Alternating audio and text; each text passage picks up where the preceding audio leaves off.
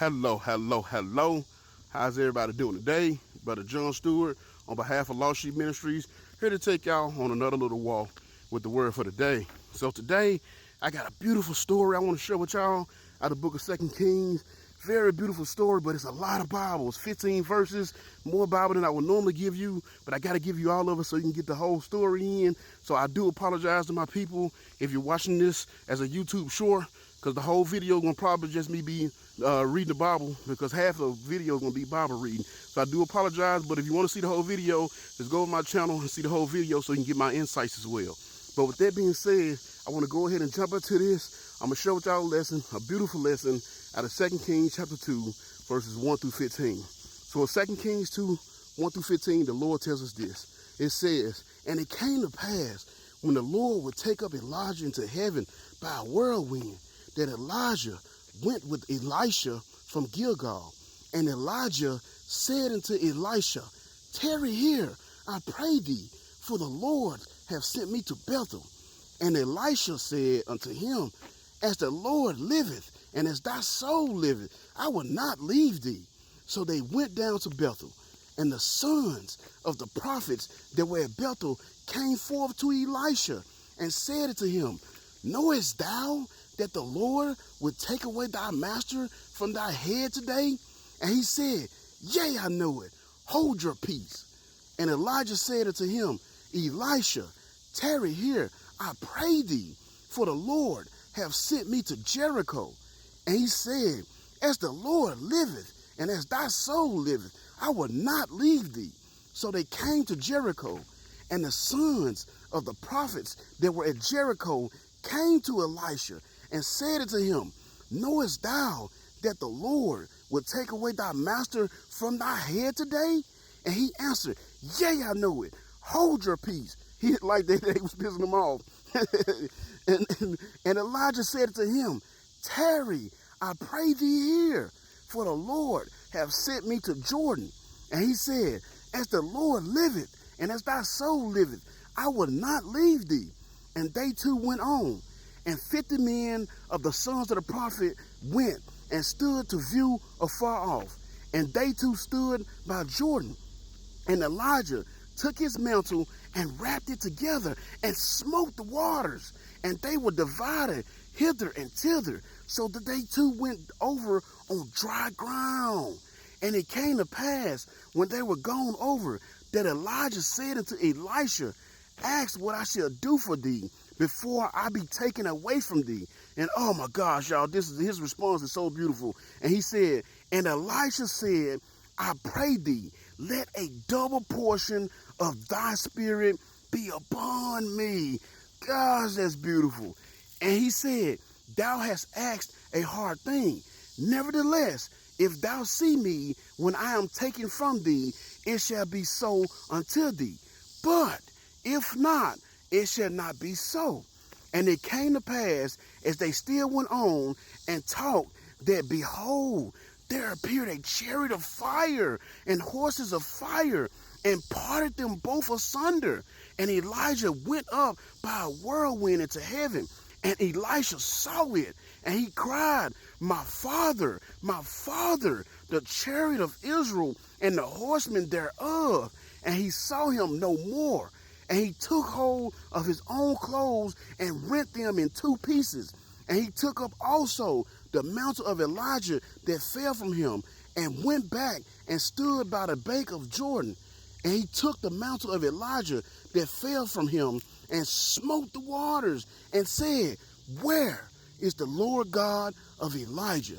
And when he also had smitten the waters, they parted hither and thither, and Elisha went over.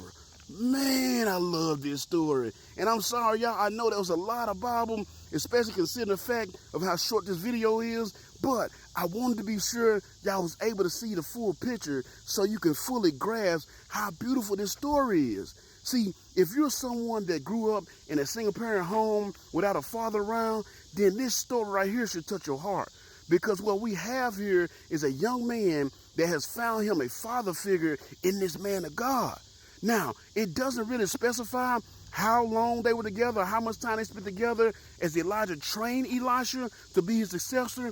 But however long it was, the impact that Elijah had on his life was so profound that he didn't want to leave him. You know what I'm saying? Heck, Elijah was even trying to get rid of him because he knew it was time for him to go. So he kept on making excuses to leave him behind. But Elisha was so faithful because of the impact that Elijah had on his life. So just like a little stray dog or a cat that you messed around and fed, and so now you can't get rid of, Elisha, he was determined to stay with him until the bitter end. And why? Because he knew that Elijah was truly a worthy mentor. See what I'm saying? Again, I don't know how long they were together, but in that time, he saw Elijah do some amazing things. He was able to see firsthand what a man can do when he's truly filled with the Spirit of God. Sorry about y'all. Sorry about that. Y'all fly tried to get me. You know what I'm saying? But again, he was able to see firsthand what a man can do when he's truly filled with the Spirit of God. So much so that when Elijah finally gave up on trying to get rid of him and asked him what he wanted, you know what I'm saying? His response he gave was so beautiful because he said, "Give me a double portion of your spirit." That is beautiful, y'all. Y'all got to understand that is so beautiful because that's a testament to the way Elijah served and his faithfulness and the work that he did. I mean, it was so good. He said, man, I want that. You know what I'm saying? He said, matter of fact, not only do I want that, I want a double portion of that. So you got to ask yourself as a Christian, when people see the way you live, when the people see the way God shows them in your life, when they see the work that you do, dudes, they look at you and they look at the way you live and the example you give, and they're like, you know what? I want that. Is that what they do? Because that's what they should do if you're really doing what you're supposed to be doing. You see what I'm saying? But see, Elisha, he had the right idea because it's men like Elijah filled with the Spirit of God and have the work to show it that we should be looking up to. So Elisha had the right idea. He found the right mentor for his life. You see what I'm saying? Because those men that are filled with the Spirit of God and have the work to show it, those are the type of men or women that we should be allowing to influence our lives. You see what I'm saying? Spirit-filled men and women is who we really should be aspiring to be like, because the work that they do actually make a difference. Not only in this life, but in the next life also. And not only for this generation, but for all of the future generations to come. You see what I'm saying? You see, the reason why this story touches my heart so much, because I've got great men and women like that in my life. You know what I'm saying? I got great men and women that I've come across in my walk with the Lord that are truly worthy mentors. You know what I'm saying? The person I am today, a lot of the wisdom that I share with y'all today, I got it from them. You know what I'm saying? I like to call them, they're all older than me, of course, and I like to call them my council of elders. That's what I like to call them. You know what I'm saying? But they are wonderful, faithful men and women that has had a profound impact on my life. But more importantly, not only have they had an impact on my life, they had an impact on my walk with God. They're the ones that laid down the foundation for my relationship with the Lord. You know what I'm saying? They're the ones that taught me the importance of faithfulness. They're the ones that taught me the power in the Word of God. And it was all by the way they live and the work they've done. So stop looking to these movie stars and these ball players and these rappers and these celebrities to guide you. What you need to do, find you a spirit-filled man or woman of God, and then you will have truly a worthy mentor. And guess what? If you can't find one, then won't you get into the Word faithfully and become one yourself? And that has been your little walk with the Word for the day. I pray these are blessing y'all. If they are, make sure you like, share, tag, save, repost, comment, do all that stuff to help your boy out so we can get in this algorithm and get this word out there. I be spitting that fire, man. I want the word to hear, because I hope if it's helping y'all should want to help others as well. You know what I'm saying? Make sure you also give me a follow so that way you can follow me as I follow Christ. If you want to catch my full sermons, catch me on Facebook Live Monday nights. I usually try to go anywhere between 8 and 9. You have to look at my Facebook page to keep updated on time. But I even go between 8 and 9 p.m. Central Standard Time on Mondays. And after I get through doing them, I post them on my page. I also put them on my YouTube page. If you want to find out my little social media outlets, just go to LostSheepMinistry.com. And of course, if you're not 100% sure about your salvation, reach out to me and let me know so I can put some time in my schedule to go over the gospel with you.